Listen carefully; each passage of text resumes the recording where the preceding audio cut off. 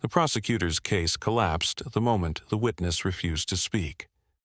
Vincent, the fixer Costello, sat in the defendant's chair, a king in his expensive Italian-cut suit. There wasn't the slightest hint of concern on his face, only the calm, contemptuous expression of a predator watching its prey squirm. This man, who had seeped into the city's marrow for 20 years, building an empire on fear, was about to slip through the hands of justice once again. Even the heavy oak walls of the courtroom seemed to shrink in his presence. The smell of polish and old paper in the air was mingled with the metallic scent of fear. The police were helpless. The young, ambitious prosecutor, Sarah Jenkins, stared at her meticulously organized files with a face as white as chalk. Her key witness, Costello's former accountant Leo, was trembling on the stand, stammering, "I don't remember, I'm not sure." One look from Costello had been enough. There was no sound, no threat, only the ice-cold promise in that gaze. Justice, in that moment, in that courtroom, was dying. But across the room, the quiet sketch artist whom no one ever looked at, Anya Petrova, saw everything. She saw the gangster's silent threat to the witness, and she responded. Not with words, but with charcoal on paper. She drew a face, but she also drew a verdict. She offered a silent testimony that no one could have predicted. Anya had been a fixture in these courtrooms for 40 years. She was like a piece of the judicial furniture. Before a hearing began, in the quiet moments while others waited anxiously, Anya would perform her rituals. She would carefully sharpen the tips of her charcoal pencils, each a different grade for a different texture, feeling their grain at her fingertips. She would choose her paper, textured for the weight of a testimony, smooth for the arrogance of a lawyer. She wasn't just sketching faces, she was sketching the invisible threads between people, the unspoken threats, the fine cracks in their lies. Before the trial, Detective Miller had been in Prosecutor Jenkins's office. "This whole case hangs on one man's word, Sarah. If Leo folds, we have nothing. Costello will walk, just like he always does." The weariness in Miller's voice was a reflection of years of frustration. "My mentor, Ivan Petrova, spent 20 years of his life trying to take this man down. And what did he get for it? A car bomb. Costello doesn't leave evidence, Sarah. He leaves ghosts." Jenkins had been confident. "This time is different, Dave. Leo's testimony is solid." But now, that solid testimony had turned to dust. As she watched Jenkins' case collapse, Anya's hand didn't tremble for a moment. She observed Leo's breakdown on the stand in all its detail. She noticed that Costello didn't just stare. He also subtly turned his thumb down with his hand under the table. A small, almost imperceptible gesture. But it was an execution, and she saw more.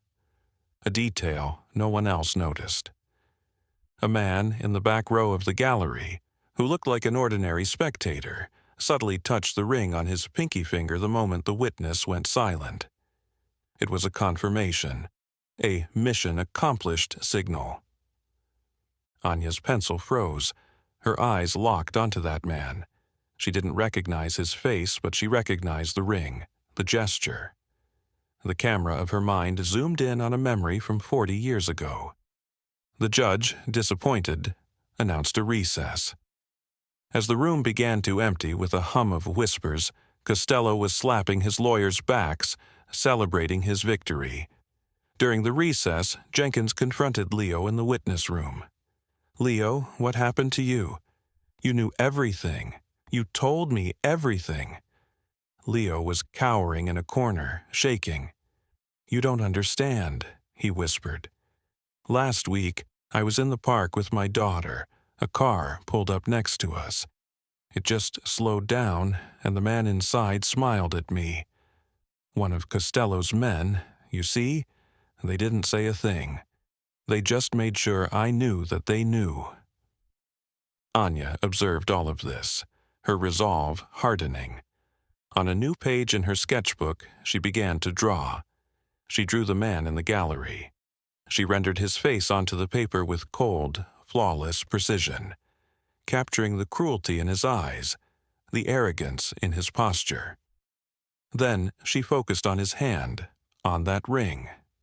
She slightly exaggerated the ring in her drawing, making it a key element of the composition.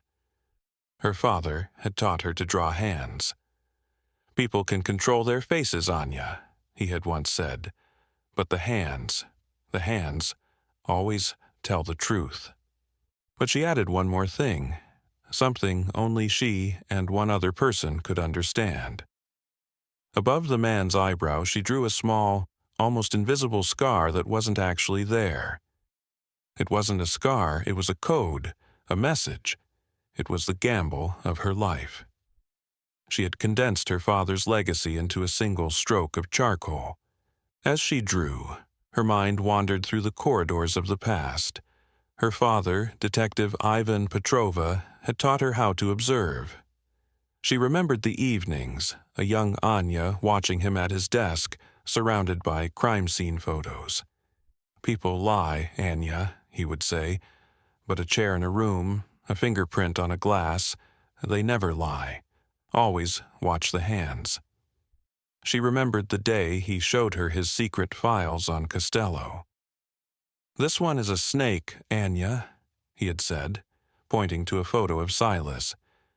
"You never see him coming. He always does the dirty work." Then he had shown her a sketch of a ring. "If you ever see this ring, it means an order has been given." Then she remembered that night, the bomb planted in their car, the sound of the explosion, the shattering of glass, her mother's scream, a young Miller arriving at the scene, his face a mask of shock, the cold, distant attitude of the other detectives, as if a colleague hadn't just been murdered, but a statistic. At her father's funeral, a young Miller had promised a tearful Anya. "I'll find who killed your father, Anya, I promise you." But years had passed. Costello's empire had only grown stronger, and Miller's promise remained an unfulfilled ghost. That day, Anya understood that official justice would not be enough. In her father's home office, there was a locked cabinet. After his death, Anya had opened it. Inside, it was filled with notes, photos, and sketches related to the Costello family. That day, in that dusty room, Anya swore to take over her father's hunt. The job of a courthouse sketch artist was the perfect position to be invisible, to watch, and to wait. The recess was about to end. The case would likely be dismissed for lack of evidence. Anya had one chance. She tore the drawing from her sketchbook. She caught the eye of Detective Miller. Miller was on the other side of the room, standing with the rage of defeat. Anya held the sketch up for a brief moment, then placed it face down on the railing, as if it were a discarded piece of paper, and began to pack her things.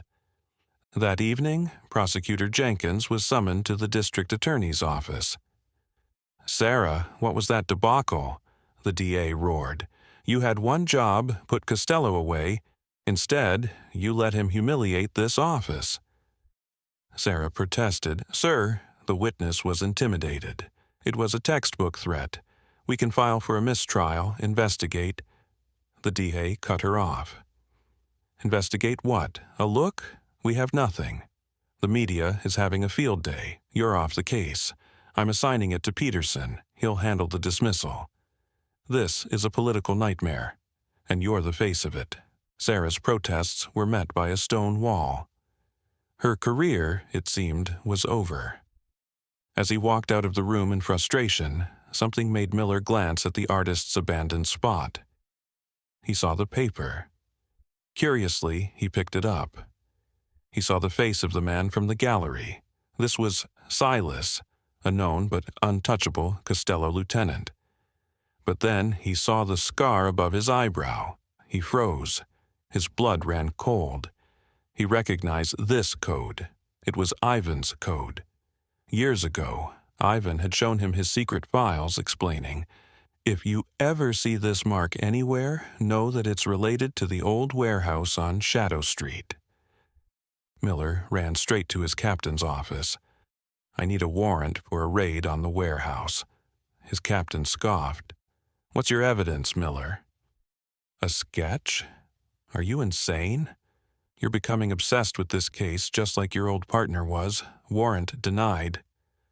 Miller stormed out of the room. That night, in desperation, he went to Sarah Jenkins's office. He found her boxing up her desk. "What do you want, Miller? Come to see the wreckage of my career?" Miller placed the sketch on her desk. "It's not over," he said. "Not if Ivan Petrova's ghost has anything to say about it." He explained the code, the warehouse. "My captain shut me down. The DA shut you down. Officially, this case is dead. But we're not official anymore, are we? I'm going in tonight with or without a warrant. If I find something, I need a prosecutor who isn't afraid to use it. A prosecutor with nothing left to lose."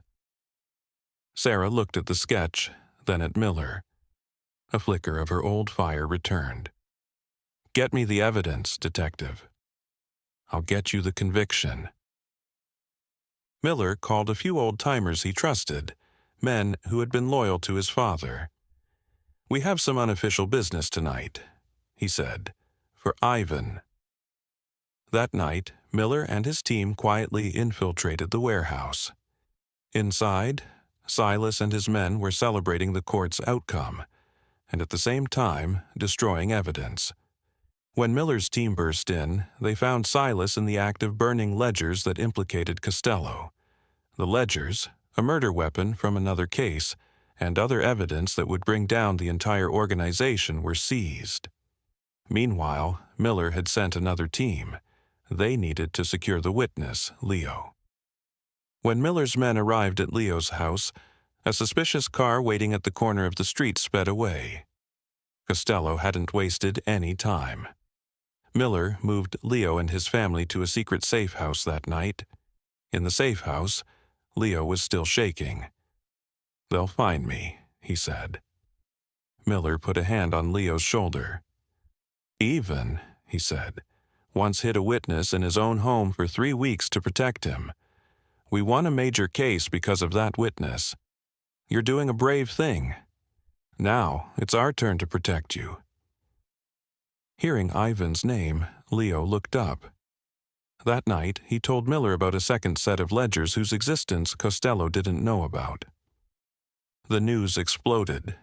Costello's case was reopened with new, undeniable evidence. The empire crumbled like a house of cards.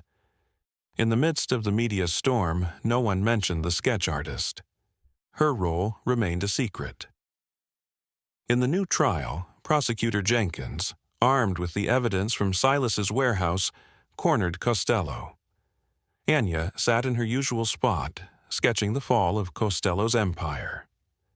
The day Costello was sentenced to life in prison, Anya sketched his face one last time. But this time, the arrogant, confident expression was gone. In its place were the empty eyes of a defeated old man. Anya didn't tear that sketch out. She placed it among her father's old files as a final piece of evidence. That evening, Miller knocked on Anya's door. He didn't ask how or why. Anya invited him in. Miller saw that one wall of the small apartment was completely covered with corkboards. The boards were a map of Costello's empire. Faces, names, dates, connections linked by red string. "All these years," he whispered. "You never gave up on him." "Neither did you," Anya replied. "I knew you still kept his files." Miller pointed to a photo on the wall. "This guy, the Port case in '08, we could never prove he was there." Anya replied, "His shoes were dusty, but it hadn't rained that week. I noticed it in the courtroom." Miller was once again amazed by Anya's silent genius. Weeks later, Anya was at the cemetery, placing a fresh flower on her father's grave. Detective Miller approached from behind. "Your father would be proud of you, Anya," he said quietly. He placed a single piece of charcoal on the gravestone. "The case is closed. He can rest now." Anya looked at the piece of charcoal, then at her own hands. The hands of an artist who had waited decades to finish her father's final masterpiece. Justice. She turned to Miller, picked up the piece of charcoal, broke it in two, and handed one piece to him. "A partnership," she said. Miller took the piece of charcoal and clenched it in his fist. It was a silent agreement. Miller looked at the gravestone. He always said this case would be the death of him. He never thought it would be his life's work, and yours. Anya replied, "He never stopped watching." Anya was no longer a ghost. She was just an artist who had done her job. She had proven that some testimonies are not spoken but drawn, and that the quietest observers often see the most important truths. And the justice she drew with charcoal would remain a silent legend in the city's history.